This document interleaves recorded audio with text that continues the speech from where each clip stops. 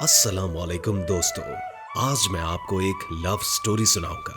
जी हाँ, आपने सही सुना। आज मैं आपको एक लव स्टोरी सुनाता हूँ। इस लव स्टोरी को आखिर तक जरूर सुनिएगा और अगर आपको इस लव स्टोरी से कुछ सीखने का मौका मिलता है, कुछ सबक मिलता है, तो इसको शेयर जरूर कीजिएगा, खास करके आजकल की लड़कियों में।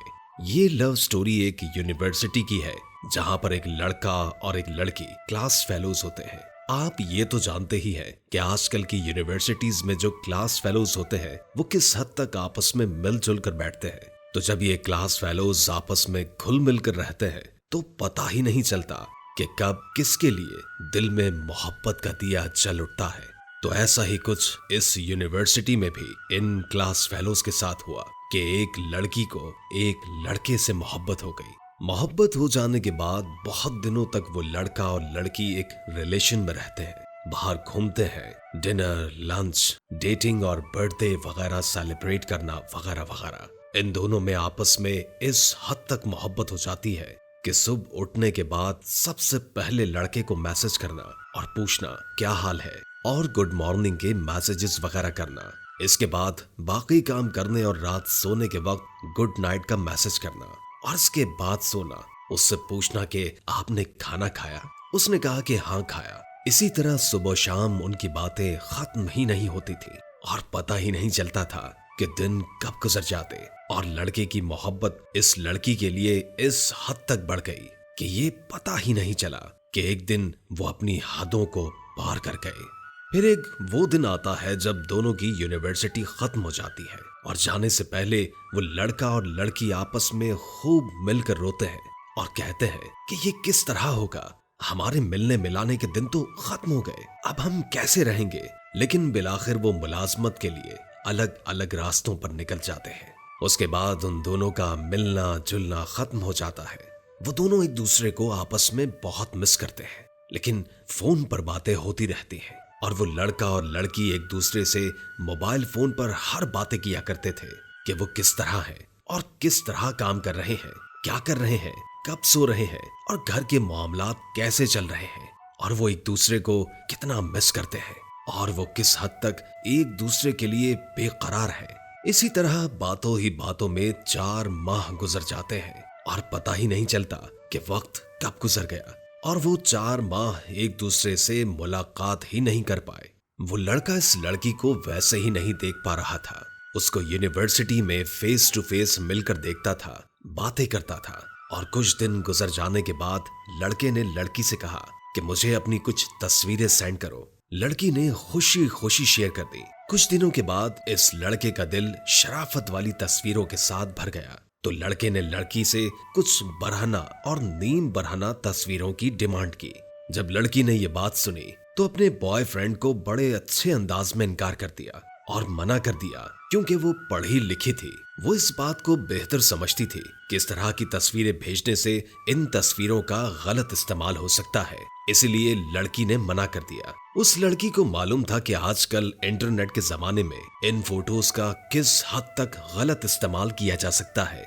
जबकि लड़का बहुत इसरार करता, प्रेशर डालता और गुस्सा दिखाता और नाराजगी के साथ इस लड़की से पूछता कि तुमको मुझ पर भरोसा नहीं है, मुझ पर एतबार नहीं है। ये लड़कों का वो जुमला है जिसके बायस लड़कियों की जिंदगियां बर्बाद कर दी गई हैं और इस जुमले में लड़कियां इमोशनल हो जाती हैं।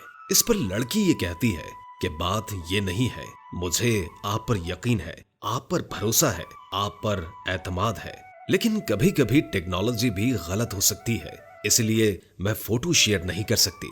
लड़की की इस बात का लड़के पर यह रिएक्शन हुआ कि लड़के ने कांटेक्ट खत्म कर दिया और तमाम राबते खत्म कर दिए। इसी तरह एक हफ्ता गुजर गया। लड़की बेचारी बार बार उस लड़के को यकीन दिलाती, लेकिन उस लड़के पर जरा बराबर भी असर नहीं हुआ। लड़की बहुत परेशान हो गई थी और बिलाखिर मोहब्बत के आगे मजबूर हो गई, इमोशनल हो गई। हालांकि लड़की को इस तरह इमोशनल नहीं होना चाहिए था और ना ही उसकी नाजायज डिमांड को पूरा करना चाहिए था और ऐसी ही एक गलती इस लड़की ने भी कर दी।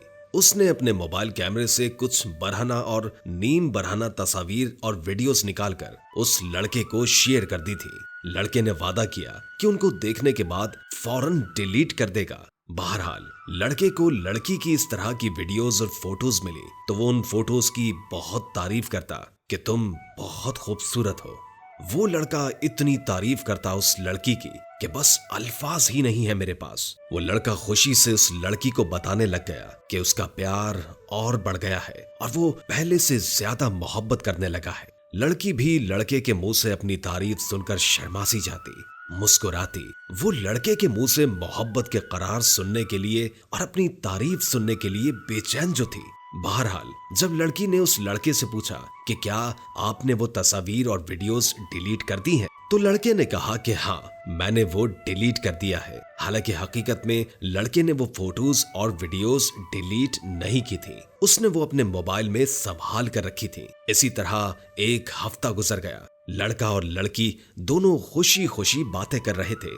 लड़की ये भूल चुकी थी कि उसने किस तरह की तस्वीरें भेजी हैं और अचानक कुछ दिनों के बाद लड़के के घर पर उसका एक दोस्त आ गया।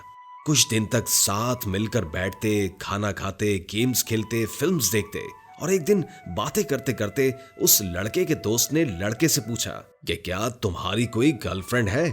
उस पर उस लड़के ने कहा कि हाँ, मेरी गर्लफ्रेंड है। तो उस लड़के के दोस्त ने इस बात पर यकीन ही नहीं किया। लड़के के दोस्त ने कहा कि मुझे यकीन ही नहीं है कि तुम्हारी भी गर्लफ्रेंड हो सकती है, तेरी कोई गर्लफ्रेंड हो ही नहीं सकती। इस बात पर लड़का तो जज्बाती हो गया और अपनी झूठी शान बताने के लिए उसने उस लड़की की नॉर्मल तस्वीर दिखाई। लड़के ने कहा, ये तो इंटरनेट से कोई भी डाउनलोड करके दिखा सकता है।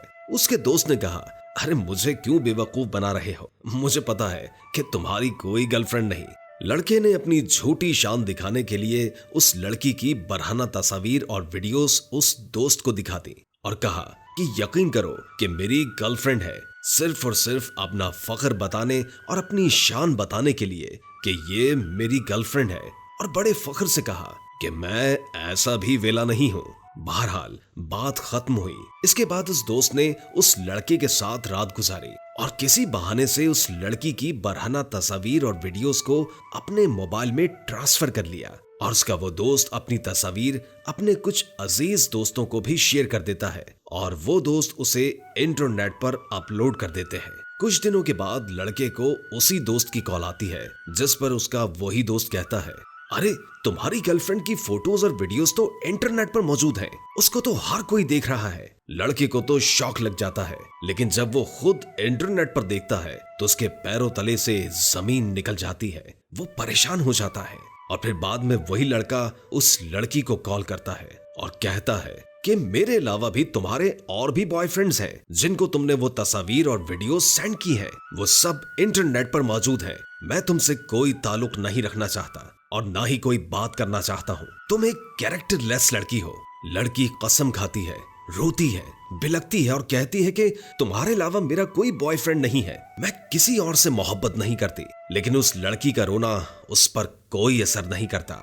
मैंने तुम्हारे फोटोज डिलीट कर दिए थे, फिर ये फोटोज इंटरनेट पर कहां से आ गए? इसका मतलब यह है कि तुम्हारे और भी लड़कों से ताल्लुकात हैं और अपनी वीडियोस को तुम उनसे भी शेयर करती हो। लड़के ने कहा, अगर ये बात मेरे माँ बाप को मालूम पड़ जाए कि तुम एक कैरेक्टरलेस लड़की हो और तुम्हारी तस्वीर और वीडियोस इंटरनेट पर मौजूद हैं, इसीलिए मैं आज तुमसे सारे ताल्लुकात, सारे रिश्ते और मोहब्बत को खत्म करता हूँ।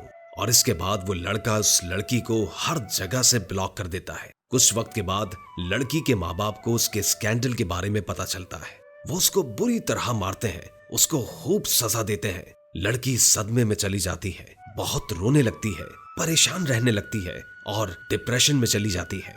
फिर एक वक्त ऐसा भी आता है कि वो सोने के लिए नींद की गोलियां लेने लग जाती है।